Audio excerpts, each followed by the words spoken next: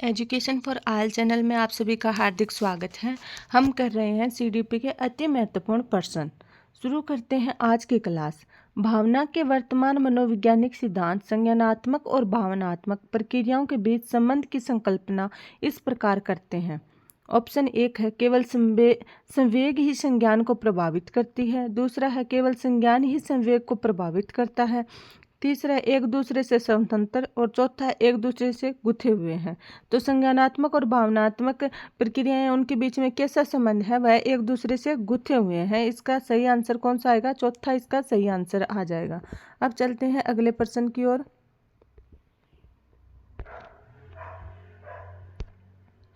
अक्षरों की एक लंबी श्रृंखला को यादगार और सार्थक भागों में समूहित करके याद रखने की रणनीति कहलाती है। क्या कहलाएगी? ऑप्शन 1 है आत्मसात करना मतलब एसिमिलेशन। सेकंड है मेटाकोग्निजेशन। थर्ड है चंकिंग और फोर्थ है कंडीशनिंग। तो इसका सही आंसर क्या आएगा? Third, chunking. इसका क्या मतलब होता है? लंबी श्रृंखला समूह को छोटे छोटे भागों में तोड़कर उसे याद करना। आगे देखते हैं अपने अगले प्रश्न को।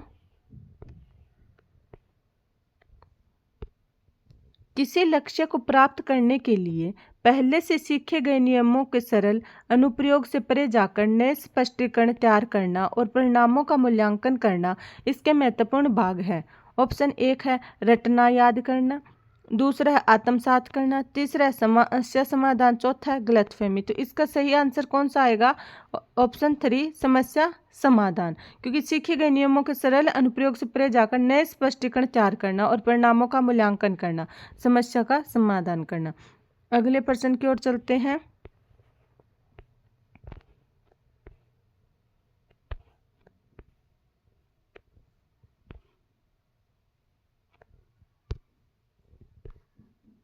अगला प्रश्न है अपना, बच्चे अक्सर विभिन्न संकल्पों के बारे में वैकल्पिक संकल्पनाएं और भ्रांतियां गठित कर लेते हैं।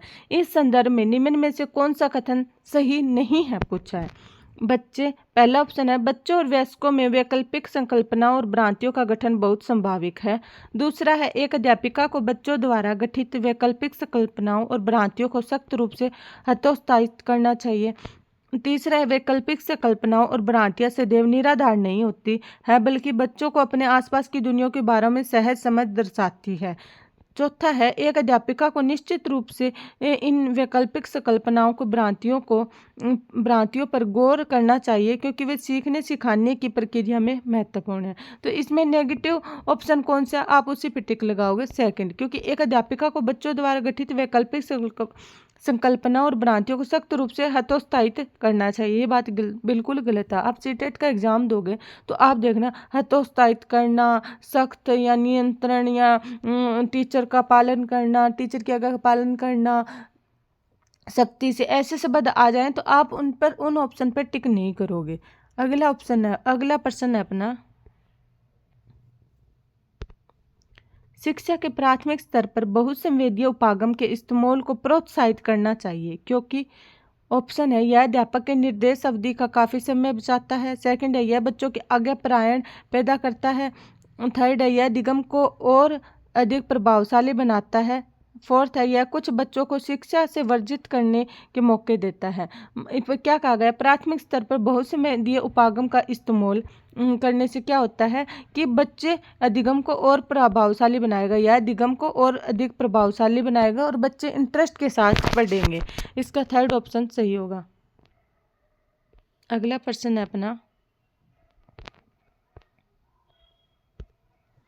राष्ट्रीय शिक्षा नीति 2020 में निम्न में से कौन सा कथन प्रस्तावित है? ऑप्शन 1 बाल विद्यार्थियों के लिए बहुभाषी होने के उच्च संज्ञानात्मक लाभ है। दूसरा, अपनी मातृभाषा में शिक्षित होना शैक्षिक और प्रौद्योगिक उन्नति में बाधक है। क्या यह बात सही है? बिल्कुल नहीं, बाधक नहीं होता। मातृभाषा तो आती है, उससे हमें कोई फर्क नहीं पड़ता। द्विभाषी उपागम विद्यार्थियों में उलझन पैदा करता है और सीखने में बाधा डालता है। क्या ये बात सही है? जब आप हिंदी की अलग क्लास लगाते हो, इंग्लिश की अलग लगाते हो, आपको दो भाषाओं का तो नॉर्मल एक स्कूल में दो भाषाओं का नॉर्मली ज्ञान करवाया जाता है, लेकिन वह एक दूसरे की बाधा नहीं बनती। तीसरा है विद्यालयों को बच्चों को अंग्रेजी भाषा की प्रथम भाषा के रूप में सीखने और बोलने के लिए प्रोत्साहित करना चाहिए।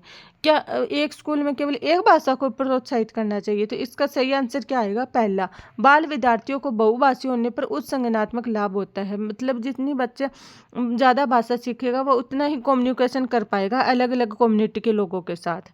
अगला प्रश्न है अपना,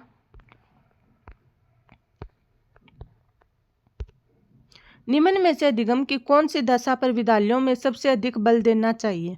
ऑप्शन एक है दूसरों का निष्क्रिय अनुकरण करना, दूसरा है परिवेश से सहभागिता द्वारा कौशलों और ज्ञान का अर्जन, तीसरा है विषय वस्तु को रटना, चौथा है उद्दीपन और क्रिया संबंधों द्वारा व्यवहार का अनुबंधन। तो इसका सही आंसर क्या आएगा? सेकंड, परिवेश से सहभागिता द्वारा कौशलों और ज्ञान का अर्जन करना। अगले प्रश्न की तरफ चलते हैं, समावेशी शिक्षा पर है। समावेशी शिक्षा का से अभिप्राय है, क्या होती है समावेशी शिक्षा? पहला है योग्यताओं से परे होकर सभी बच्चों को गुणवत्ता शिक्षा उपलब्ध कराई जाए।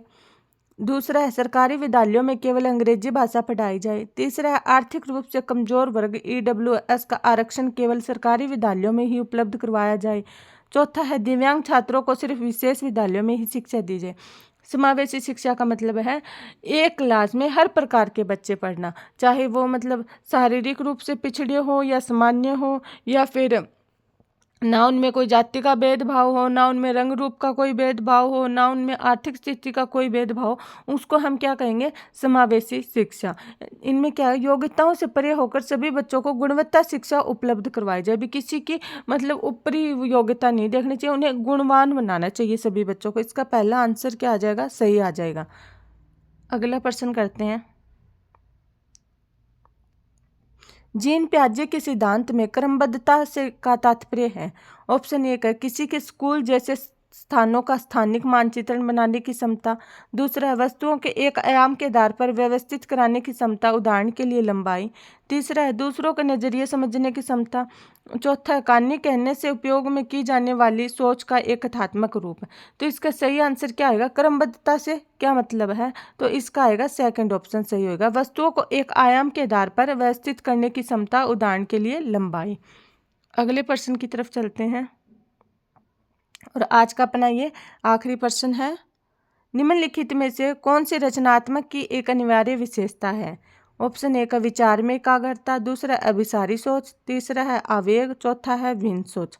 तो इसका आंसर क्या आएगा? इसका आंसर आएगा 4। भिन्न सोच को हम क्या बोलते हैं? अपसारी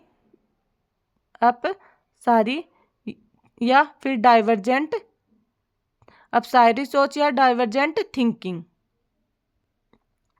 और अब इसमें क्या होता है, जैसे कोई एक चीज़ है, इस पर अनेक आइडिया निकलेंगे, वो कैसे कहलाएगी? भिन्न सोच या अपसारी सोच।